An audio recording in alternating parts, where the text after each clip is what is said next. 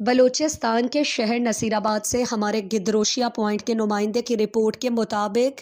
Deputy commissioner Nasirabad اور chairman allotment committee Munir Ahmed Khan Kakar کی زیر صدارت الاٹمنٹ کمیٹی کا اہم اجلاس منعقد ہوا، جس میں assistant commissioner Dera Murad Jamali Bahadur Khan Khosa, chief officer municipal committee Saleem Khan Domki, architect Mahoz Sarwar, Abdussamad Khosa, superintendent Muhammad Qasim Domki اور ڈپٹی کمشنر کے پی ایس منظور شیرازی سمیت دیگر متعلقہ افسران نے شرکت کی۔ اجلاس میں ضلع نصیرآباد میں سرکاری اراضی کے 5050 ایکڑ رقبے پر قابضین کو مالکانہ حقوق کی فراہمی سے متعلق مختلف امور تفصیل سے زیر غور لائے گئے۔ ڈپٹی کمشنر منیر احمد خان کاکڑ نے اجلاس سے خطاب میں کہا کہ حکومت بلوچستان عوام کو مالکانہ حقوق دینے کے لیے سنجیدہ اقدامات کر رہی ہے، تاہم اس عمل سے قبل تمام قانونی اور تکنیکی پہلوؤں کا باریک بینی سے جائزہ لینا ضروری ہے